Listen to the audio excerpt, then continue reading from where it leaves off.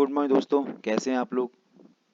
देखिए, आज हम लोग भ्रष्टाचार से जुड़े हुए एक और टॉपिक पर चर्चा करेंगे। आपको जैसे कि पहले पता है कि यह जितने भी वीडियोस हैं यह असिस्टेंट रजिस्ट्रार के पार्ट बी के यूनिट सेकंड के ही टॉपिक लगातार चलते आ रहे हैं। इसी आधार पर नागरिक समाज की भूमिका और जन भागीदारी, ये दो टॉपिक हैं। इन दो टॉपिक पर शायद अलग अलग हम लोग अभी वीडियोस बनाएंगे। इनको आप लोग बहुत ध्यान से पढ़िएगा। एक छोटे छोटे टॉपिक जरूर होते हैं, लेकिन हाँ, जब क्वेश्चन आते हैं तो आप समझ पाते हैं कि हाँ, कितने इंपॉर्टेंट हैं।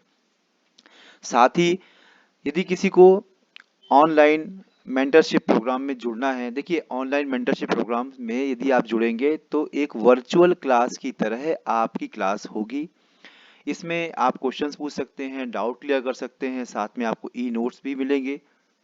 यदि आप जुड़ना चाहते हैं तो फिलहाल यूनिट सेकंड से शुरुआत है, क्लास चल रही है, आप लोग उसमें जुड़ सकते हैं। ठीक है, बाकी जानकारी आपको डिस्क्रिप्शन बॉक्स में मिल जाएगा, हमारा फोन नंबर, उस पर आप लोग मैसेज कर सकते हैं। ठीक है, चलिए अब लोग स्टार्ट करते हैं अभी नेक्स्ट टॉपिक। देखिए, आज का टॉपिक है नागरिक समाज की भूमिका, रोल ऑफ सिविल सोसाइटी। देखिए, जो रोल ऑफ सिविल सोसाइटी है इसके बारे में थोड़ा सा हम लोग समझेंगे। एक्चुअली है क्या, कहीं ना कहीं यह भी एक ऐसी संस्था है जो सरकार में दबाव डालने का काम करती है। कैसे करती है, यह सरकार के ही कुछ कामों को करती है। देखिए, नागरिक समाज राजनीतिक, प्रशासनिक और बौद्धिक क्षेत्रों में काफी प्रचलित हो गया है, परंतु इसका इतिहास बहुत पुराना है। नीरजा गोपाल जायल कहते हैं कि नागरिक समाज तमाम ऐसे स्वैच्छिक संगठनों और सामाजिक अंतःक्रियाओं को समावेशित करता है जो जिन पर राज्य का नियंत्रण नहीं होता। जिन पर राज्य का नियंत्रण नहीं होता उनको क्या होता है, ऐसे ही लोग नागरिक समाज के अंतर्गत, या ऐसे स्वैच्छिक संगठन, मतलब ये और ये एक दूसरे क्या हैं, एक जैसे हैं।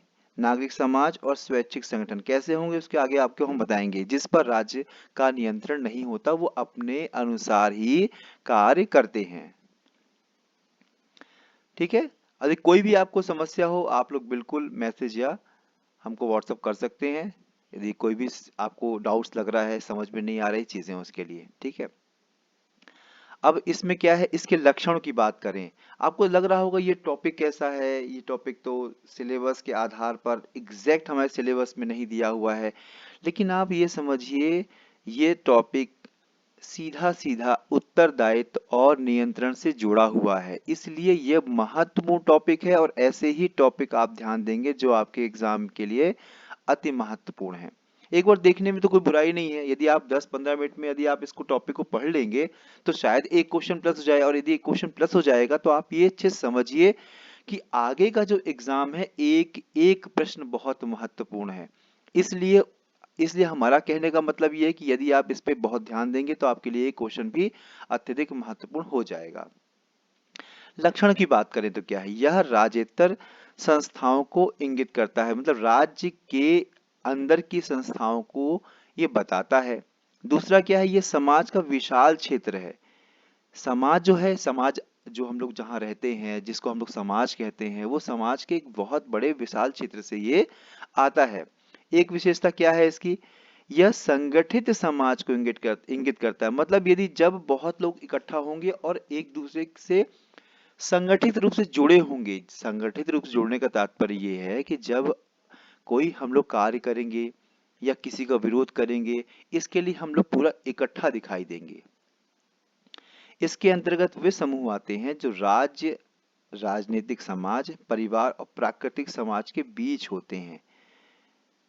राज्य और परिवार के मध्य होते हैं, वो कहलाते हैं आपके नागरिक समाज। यह संगठन की स्वतंत्र विचार की स्वतंत्रता और अन्य नागरिक एवं आर्थिक अधिकारों के अस्तित्व को सूचित करता है। इसका लक्ष्य समान सार्वजनिक भलाई है। इसका जो उद्देश्य होता है क्या है, समाज में समान भलाई, सभी की भलाई। इसके वजह से कोई एक सिंपल सा आप आरक्षण की बात करें, आरक्षण की बात करें तो एक जो बहुत बड़ा समाज है, बहुत बड़ा भाग है, वो आरक्षण के पक्ष में भी है और एक बहुत बड़ा समाज है वो आरक्षण के पक्ष में नहीं है। तो यह दोनों ही पक्ष नागरिक समाज के रूप में आ सकते हैं। यह सत्तावाद और निरंकुशतावाद का विरोध करता है। यह बिल्कुल सही है कि नहीं, जो भी आप कर रहे हो सरकार के रूप में वो सब कुछ सही है, बिल्कुल नहीं। जो हमें सही लगेगा उसका हम समर्थन करेंगे और जो सही नहीं लगेगा उसका हम विरोध करेंगे।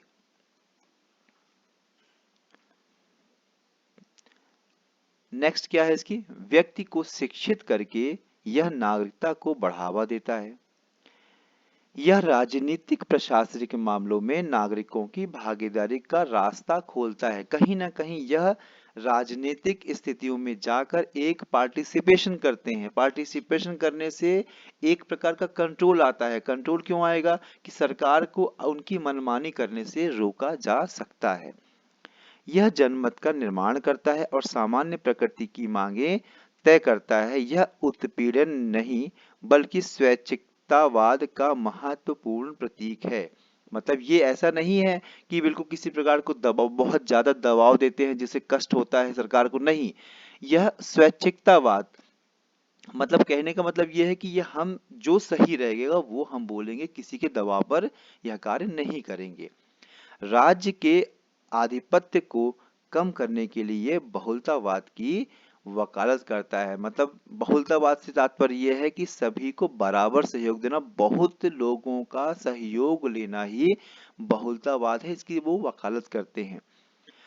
ये सामुदायिक मूल्य प्रणाली में यह नैतिक संदर्भ के रूप में कार्य करता है। यह स्वायत्त होते हुए भी राज्य के सत्ता के अधीन है। मतलब कहने का मतलब देखिए, कोई भी देश होगा उसकी राजनीतिक सीमाएं होंगी। कहने के लिए तो हम दबाव समूह, बाकी समूह दूर होंगे, अलग होंगे, विचारों से स्वतंत्र होंगे, लेकिन राजनीतिक रूप से तो उनके अंदर आएंगे ही आएंगे। उनके नियमों का, उनके बनाए हुए कानूनों का पालन करना पड़ेगा। तो यह स्वायत्त होते हुए भी राज्य के सत्ता के अधीन होते हैं। नागरिक समाज के बारे में प्रचलित सकारात्मक विचारों का सारांश प्रस्तुत करते हुए ब्रिटेन के सिद्धांतकार जॉन कीन कहते हैं कि इस बात पर पैदा हो रही है आम सहमति की नागरिक समाज स्वतंत्रता का क्षेत्र है, सही रूप में जनतंत्र की शर्त के रूप में इसके आधारभूत मूल्य पर बल देता है। जहां नागरिक समाज नहीं है वहां राजनीतिक वैधानिक ढांचे के भीतर नागरिक अपनी पहचान, अपने अधिकारों और कर्तव्य को चुनने की क्षमता नहीं रख सकते हैं। अब मेन संगठन देखिए, अब यहां से आपको लगेगा कि हम क्यों स्पष्ट बता रहे थे कि अब प्रश्न कैसे बनेंगे वो समझिए। आप पूछ लेगा कि नागरिक समाज किस प्रकार के संगठन आते हैं नागरिक समाज में।